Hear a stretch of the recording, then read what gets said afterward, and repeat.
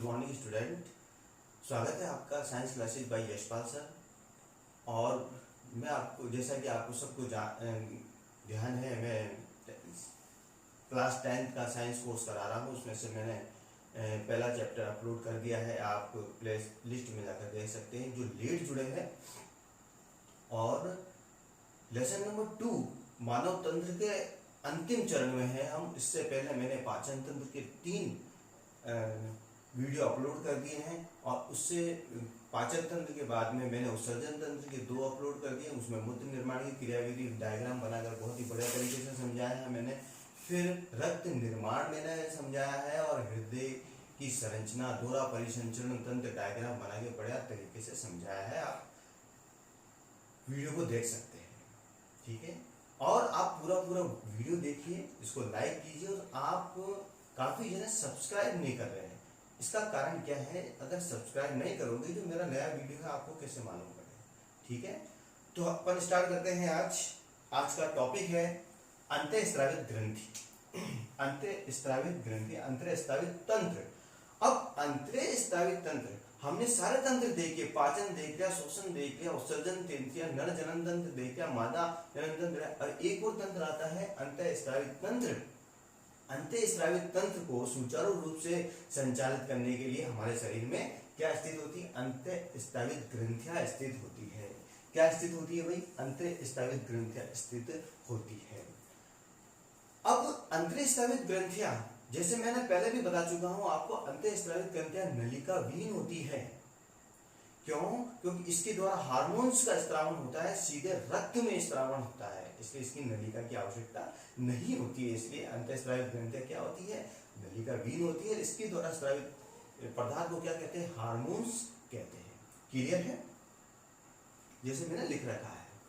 अब मेन चीज इसमें आते हैं, हमारे शरीर में कौन कौन सी अंतःस्रावित ग्रंथियां होती है और उसका विशेष रूप से कार्य होता है।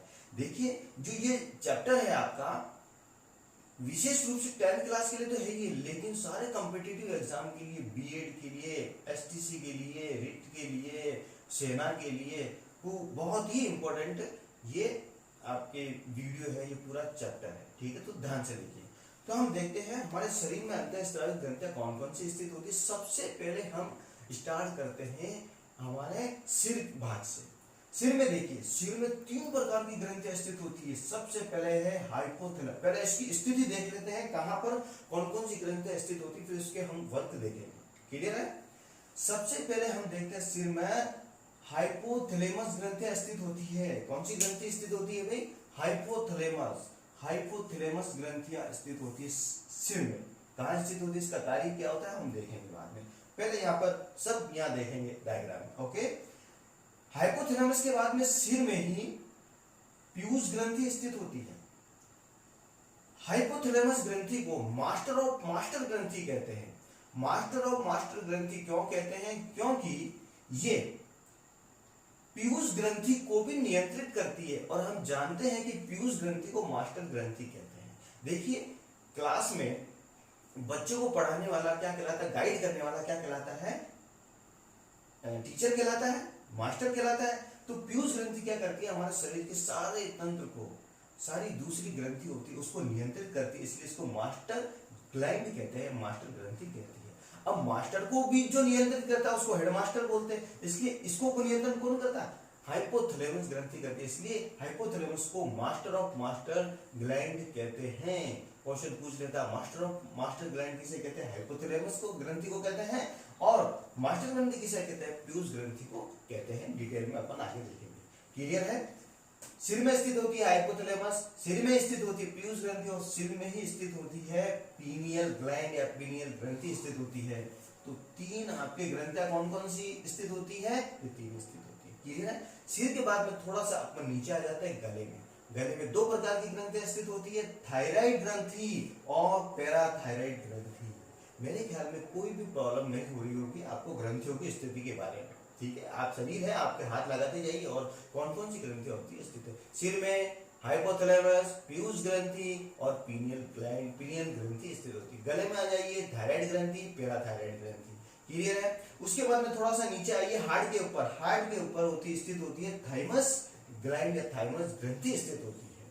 फिर आते हैं थोड़ा सा नीचे, आमाशय के नीचे स्थित होती है अग्नाशय ग्रंथि स्थित होती है। फिर और थोड़ा सा नीचे आ जाइए, वृकक के ऊपर टोपी के समान संरचना, जो वृकक होता है अपने उसकी टोपी के समान संरचना स्थित होती है, ये वृकक मैंने बना रखा है, अधिवृकक ग्रंथि स्थित होती है। उसके बाद फिर नीचे आ जाइए, दोनों टांगों के बीच में जो नर में स्थित होता है उससे तो हम कहते हैं वृषण, और जो मादा में होगा वह होगा अंडाशय स्थित होता है।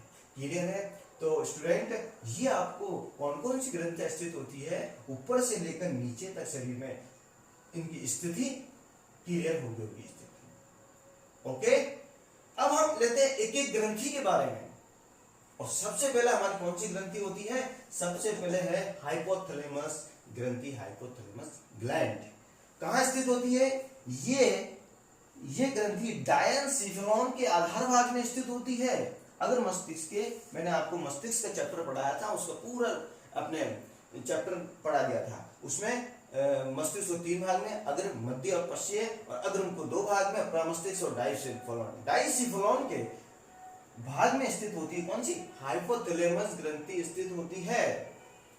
इस ग्रंथि को इसको हाइपोथैलेमस ग्रंथि को मास्टर ऑफ मास्टर ग्लैंड कहते हैं। क्यों कहते हैं? जैसे मैंने अभी बताया है, हाइपोथैलेमस को मास्टर ऑफ मास्टर ग्लैंड कहते हैं। क्यों कहते हैं? क्योंकि ये पीयूष ग्रंथि को भी नियंत्रित करती है हाइपोथैलेमस।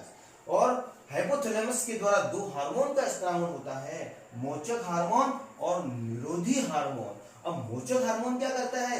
ये पीयूष ग्रंथि के स्राव को प्रेरित करता है, अधिक से अधिक स्रावित करे, इसलिए प्रेरित करता है मोचक हार्मोन हाइपोग्रंथि। और दूसरा हाइपोग्रंथि का हार्मोन स्थित होता है निरोधी हार्मोन, ये पीयूष ग्रंथि के स्रावन को रोकने का कार्य करता है।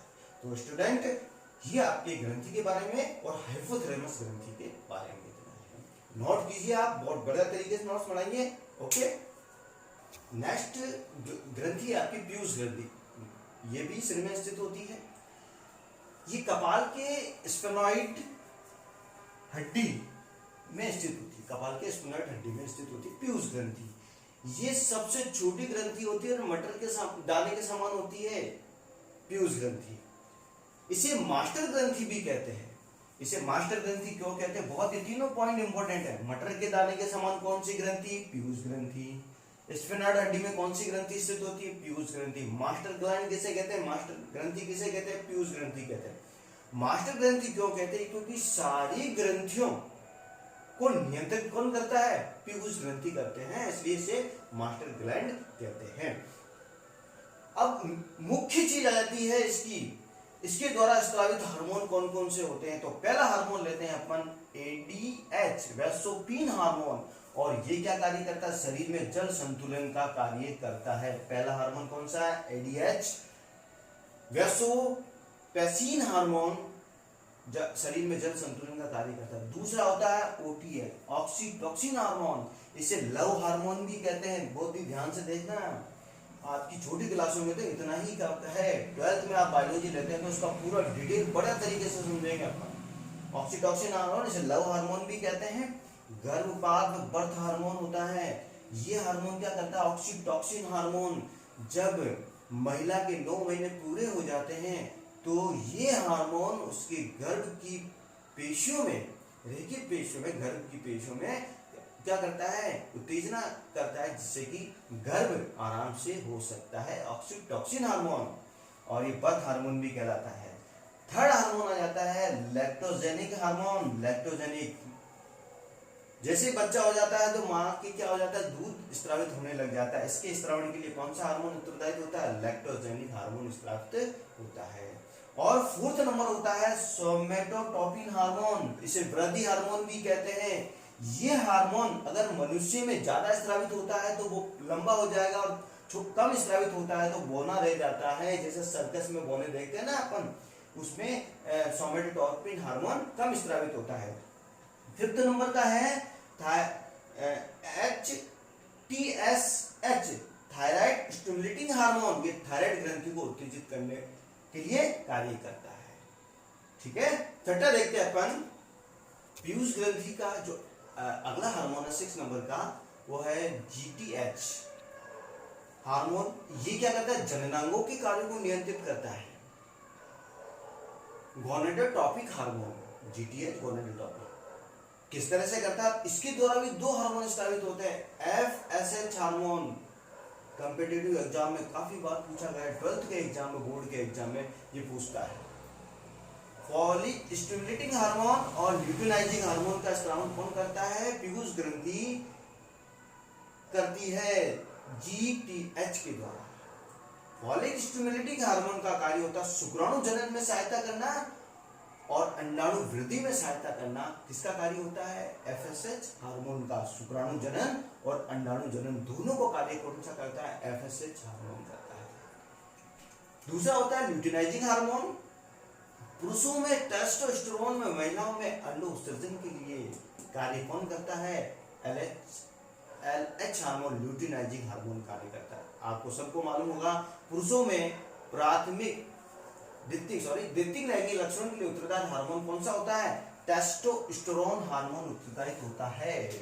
जो कौन स्रावित करता है, एलएच हार्मोन करता है। तो फ्रेंड्स, ये आपके पीयूष ग्रंथि के द्वारा स्रावित हार्मोन्स की मैंने लिस्ट बना दी है। इसकी क्या कार्य होता है, क्या इफेक्ट होता है, क्लियर है।